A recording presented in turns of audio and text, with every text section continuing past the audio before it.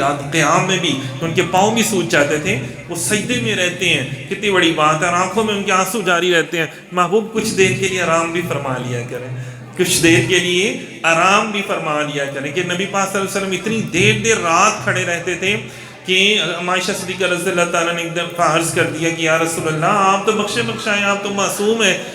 تو آپ کس لیے کرتے ہیں اتنی عبادت؟ تو فرمایا کہ کیا میں اپنے رب کا شکر گزار بندہ نہ بنوں کہ میرے رب نے مجھے رحمت للعالمین بنا دیا، میرے رب نے مجھے مقام محمود عطا فرما دیا، میرے رب نے اتنی مجھے شان عطا فرمائی، خاتم الانبیاء، سید الانبیاء، امام الانبیاء، کتنی شانوں سے نوازا۔ اور پھر سب سے بڑی بات ہے اللہ تعالیٰ نے مقام محمود، امت کی شفاعت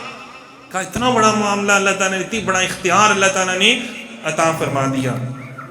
تو اختیارات عطا ہو جانے پر شکر ادا کرنا بھی حضور کی سنت ہے۔ اور پھر فرمایا اس کے ساتھ کہ وہ ڈرتے ہیں اور امید کرتے ہیں اللہ تعالیٰ سے کس کی، حالانکہ دیکھیں اتنی عبادت کر رہے ہیں اس کے باوجود پھر فرماتے ہیں کہ ہمارے دیے ہوئے میں سے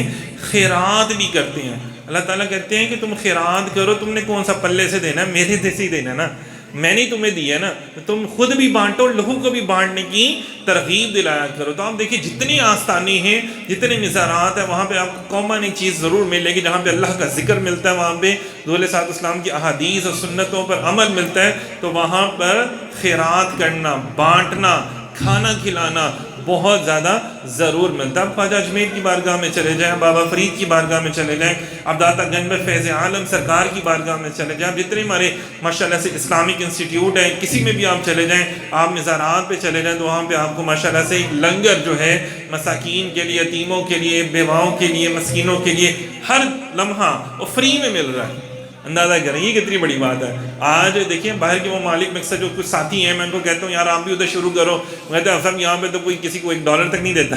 $0.5 کوئی کسی کو دینا گوارا نہیں کرتا، یار ہم کماتے ہیں ہم کیوں دیں؟ اپنے سگے باپ کو نہیں دیتے بھائی، اپنے بچوں کو نہیں دیتے کہ بھائی جاؤ جا کے خود کما کے آؤ۔ اور ہمارے یہاں پہ ماشاءاللہ ایک بندہ کماتا ہے 100 لوگوں کو لنگر بانٹ رہا ہوتا ہے، 1000 لوگوں کو لنگر بانٹ رہا ہوتا ہے۔ تو یہ دیکھیں جب اللہ کی راہ میں بانٹیں گے تو پیسے کی محبت بھی آپ سے اندر سے نکلے گی اور صرف خالصاً اللہ کی محبت آئے گی۔ جب اللہ کی محبت آئے گی تو پھر آپ کی زبان میں بھی تاثیر آئے گی اور عبادت میں بھی سکون عطا ہوگا۔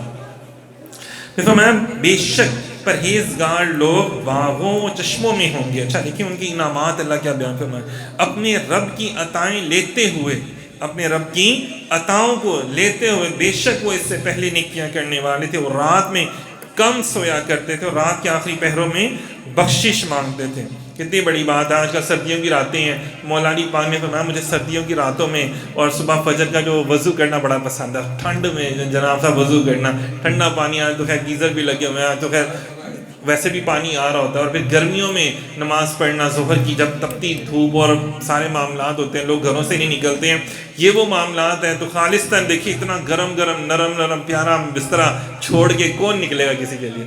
وہی نکلے گا جس کو محبت ہوگی، جس کو اندر خلوص ہوگا، جس کے اندر ریاکاری نہیں ہوگی۔ شیطان تو سلا رہا سوئے کوئی بھی نہیں دیکھ رہا تجھے، وہ کوئی کسی نے نہیں پوچھنا،